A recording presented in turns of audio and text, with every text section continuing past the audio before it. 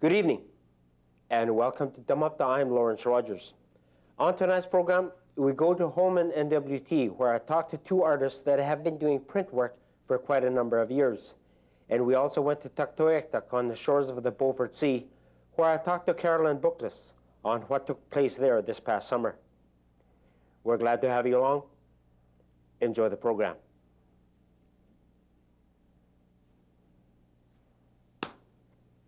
I started in 1977. Father Tardy and John Rose asked me to try and do some stencil prints here. Try it out, and I tried it out. I had to make my own stencils out of paper and wax, and that's how I got started doing stencil printing. Okay, I was born in Kings Bay, just across town, in 1957. My parents are Jimmy and Nora Mimorana. I have 7 sisters and 3 brothers. And I'm married. My husband is Eddie, and I have 5 kids. One of them is adopted out to my in-laws, and my kids are Dennis, he's 20, and Carol, and Byron, and Micah. Mm-hmm. Okay. You got to this position working from the bottom to the top. Maybe tell me a little bit about that. Okay. I don't remember learning how to draw from anybody.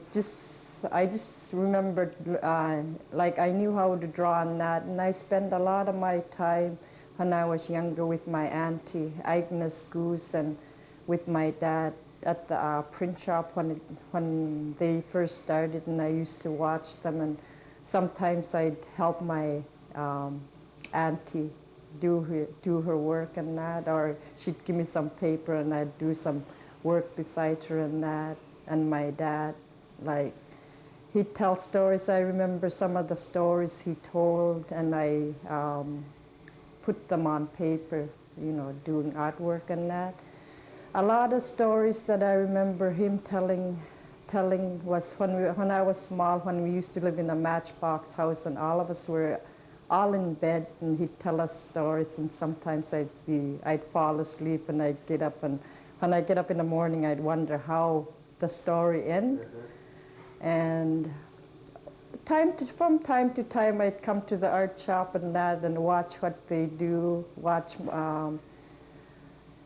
the people that used to work here, and I was not really interested, but Father and John Rose, one year they asked me if I wanted to try do some other methods, medium with at the art shop and that, so I told them I was willing to try, and that's when I started doing stencil printing, 1977. Off and on, I've been coming off and on to work here and that, and then I just got hooked to it. And now your present position?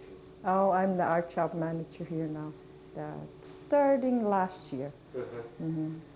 Okay, making of a print, you told me that there's 3 different types of mediums. Maybe you can start off with the medium that you're most comfortable with. Okay, stencil printing is what I like to do. It's fun. After you do a drawing, you trace the drawing to a tracing paper, and from the tracing paper you get mylars. Nowadays our mylars come from the south. We just order them. Long ago we used to, you have to make them ourselves with paper and candle wax. Before that, when they first started the art shop, they used sealskin stencils. But nowadays we use clear plastic mylar, and we cut those out from the tracing paper, and we decide the colors and that, and then after the stencils are all cut out, we'd start making the proof, doing different colors and that, and see how the print is going to turn out. With litho, from a drawing again, you put the drawing onto the tracing paper, and from the tracing paper you put the drawing on a plate, and from the plate you put the ink on the plate, and then you put the paper on top, and then you run it through the press, and that's the way we do litho.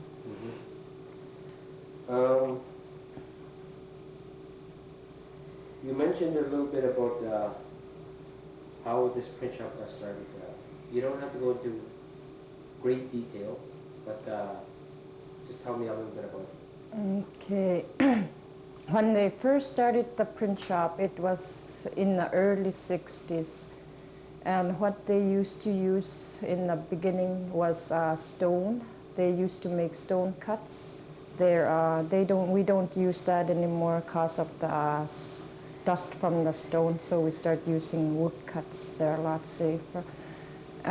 They started off with stone cuts and sealskin stencils.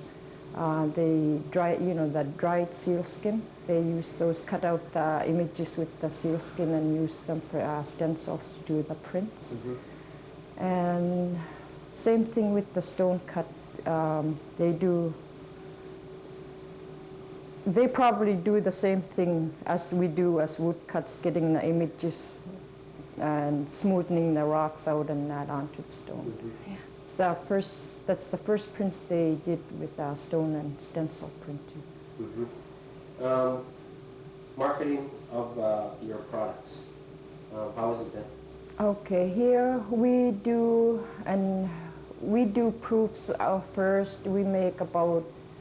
We usually try to do about 30 proofs. We send those proofs out after we finish printing them. We send them out to Toronto, and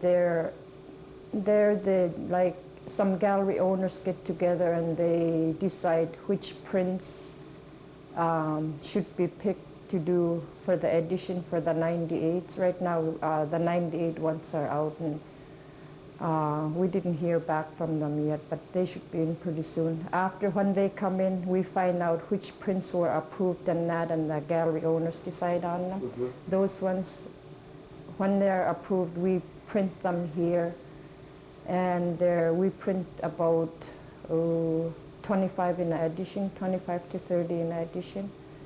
And every one of the artists have their own work to do. We have about 6 or 7 artists working here, and printers. Plus we have a lot of different artists that don't work here. They just do the drawings and that. And we try and finish them about 2 to 3 months before the opening day. After we finish doing the edition, we send them back down to CAP, and CAP distribute them to Northern Images or to gallery owners. And then we pick a date, like next year our opening date should be in February. And then all the Northern Images and the gallery owners and Holman have their opening the same day for the prints. You mentioned CAP. What is CAP? Okay, Canadian Arctic Producers. They're the people, that owns, kind of owns the Northern Images and that, those galleries in the Northwest Territories. They're the head people that co-op deals with. They're the ones that we contact if we want to order something or if we're going to market something. Where are your prints marketed? Being sold? Yeah. Okay, all over.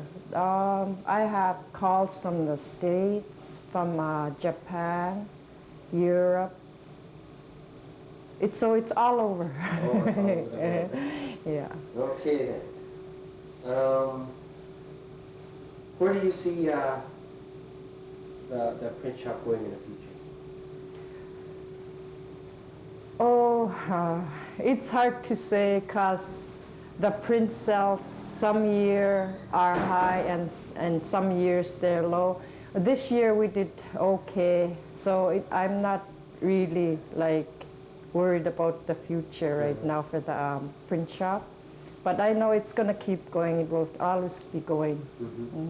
like we have a lot of different young artists that come up with different things and they'd like to try. And we have some students here once in a while from the school. Plus, we just had a girl from the States come here to learn how to do some artwork and that. We had people come and do that once in a while. The print shop, is it a big tourist attraction? Yes, it's the buildings seem big, but when the tourists start coming in and out, yeah, it gets full in here. Okay, is there anything I missed out? Anything you'd like to add?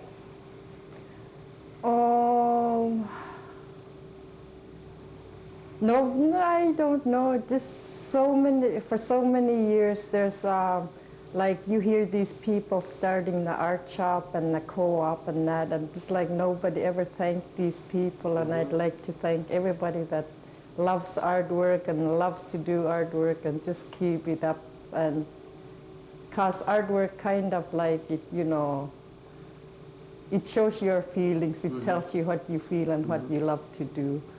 Those things. And Puana. I know. Okay. Yeah, you're welcome. First of all, I start on the drawing. Select the drawing that's good enough to make a print out of. And I have one here. And this is a Linux drawing. I trace the drawing on a tracing paper, and after I trace it, I transfer it onto a wood block, and after it's transferred on a wood block, I carve it out with wood carving tools. And after it's all carved out, I get a roller, ink, and roll the wood block with ink. And after it's rolled up, I just lay the paper on top and then print it.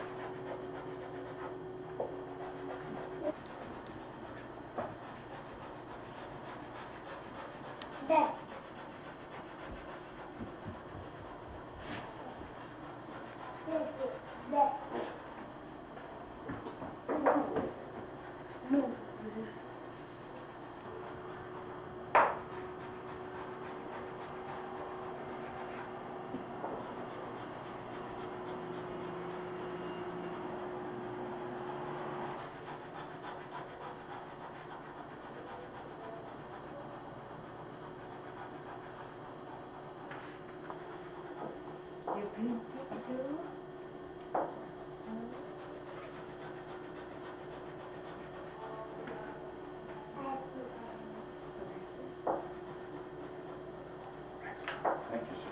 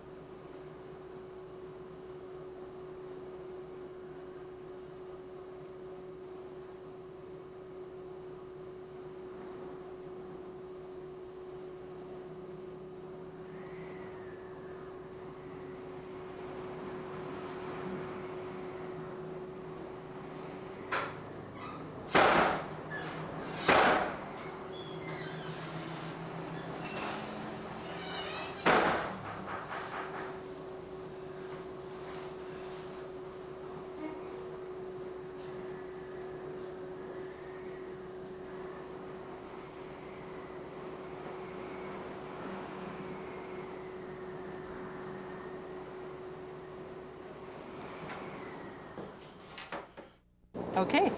My name's Caroline Bookless, and I work for the International Year of the Ocean Secretariat, and that's part of DFO, Fisheries and Oceans Canada. And I'm a project leader for the International Year of the Ocean, which is 1998. And basically, the Department of Fisheries and Oceans has the lead for protecting the oceans in Canada. And so, what we've done is the United Nations basically declared 1998 as the International Year of the Ocean to help focus the world's attention on the fact that the ocean, like the Arctic Ocean you see behind me, here in Tuk, is really under a lot of stress. The countries are using it as one big sewer, and most of the pollution found in the oceans these days comes from land-based sources. So it's a serious, serious issue, and the United Nations declared it as the International Year to help focus people's minds around it, especially policymakers, people who make decisions about the oceans. So today we had this amazing event in Tuktoyaktuk with the Secretary of State for Children and Youth, Ethel Blond and Andrew, came up to Tuktoyaktuk to sign My Ocean Charter, which is a pledge for the oceans. Well, we've got several special guests today. From Ottawa, we've got the Secretary of State for Children and Youth, the Honourable Ethel Blond and Andrews. From the IRC, we have Nellie Cornier.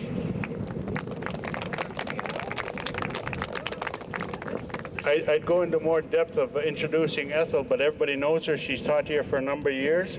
And also accompanying Ethel is another long-time Tuktoyaktuk resident, Maureen Testart. Maureen, the Adult Education Center is right behind you if you want to come back. Okay, again, I say with great pleasure that I welcome to Tuk the Secretary of State for Children and Youth, the Honourable Ethel Blond and Andrew. As some of you know, 1998 is the International Year of the Ocean. We are gathered here today to show our support for the oceans of Canada and the world. In special interest, we are here to honor the Arctic Ocean and the northern peoples who live by its coasts. The Arctic Ocean plays an important role in our lives, and we need to make sure that the ocean is there and healthy for generations to come. And so we're a little bit late in getting along with the ceremonies this morning, so I'd like to just ask Ethel to come and say a few words. Ethel?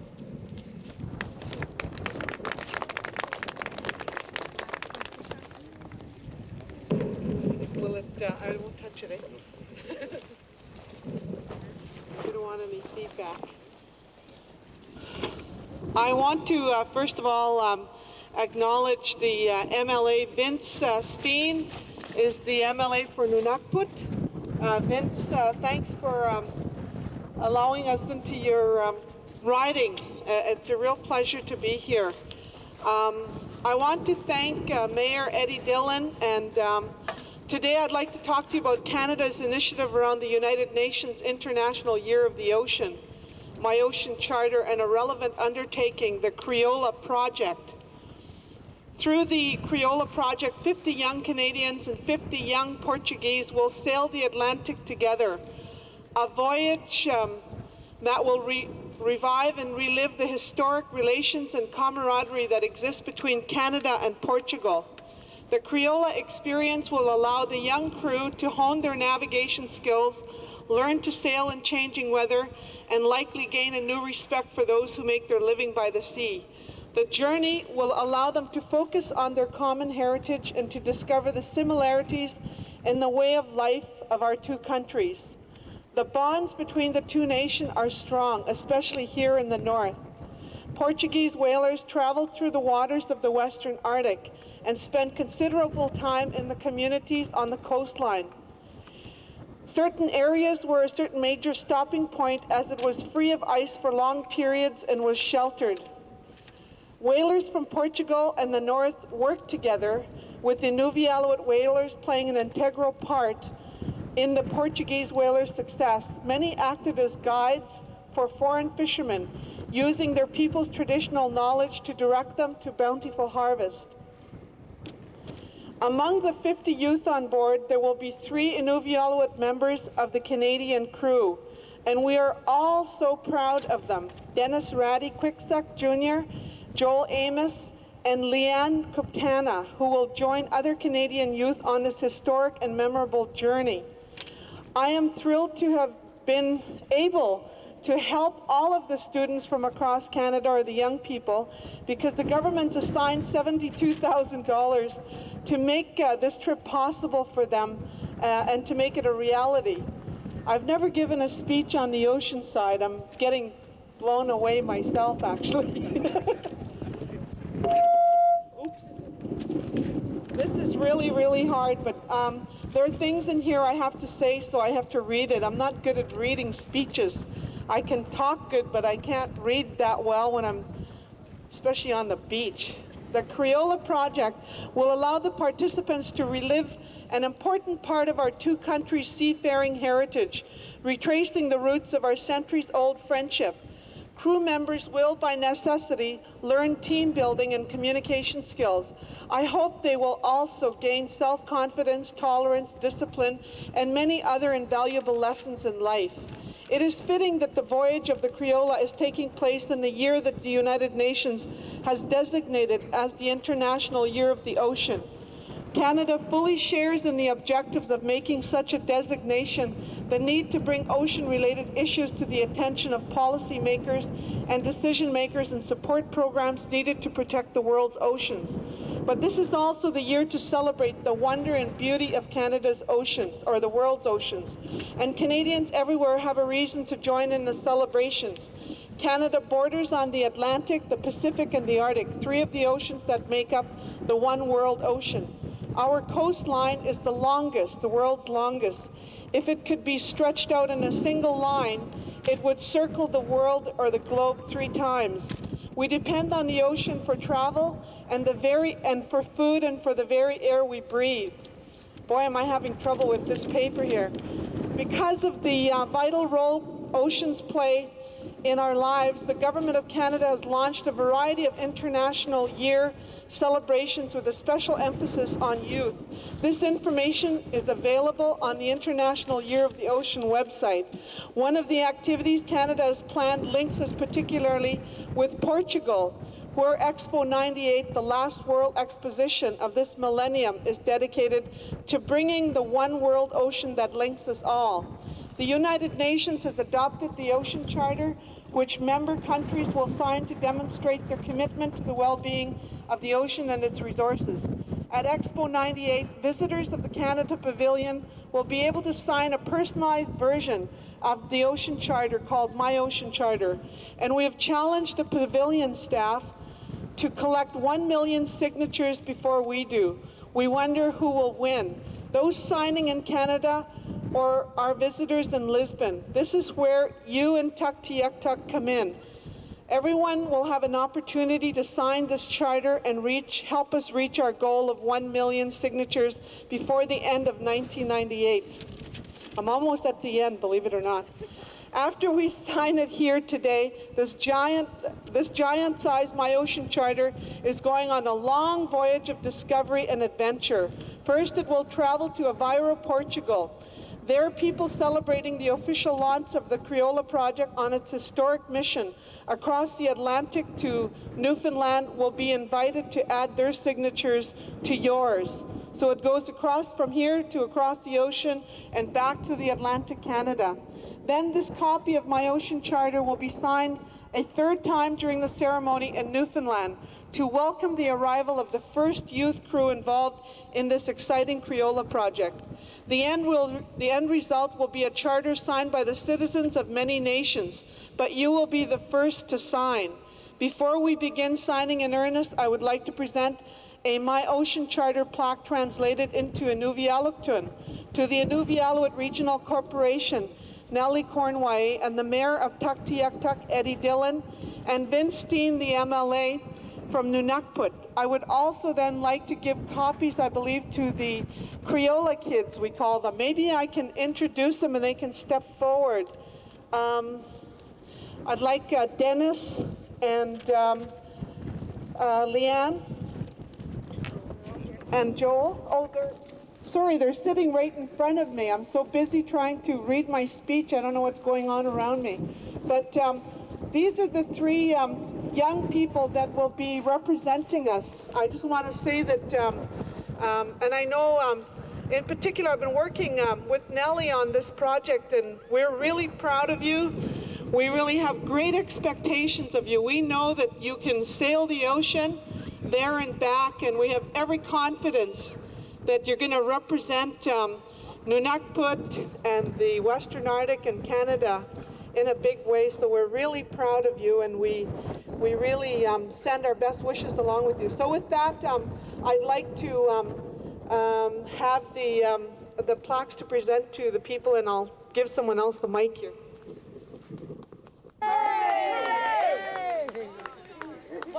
The print and art shop in the community of Holmen is well known for its artwork that it puts out all over Canada and abroad. We leave you with scenes from the Caroline Northern Games that took place here last summer. Thanks again for watching. Good night.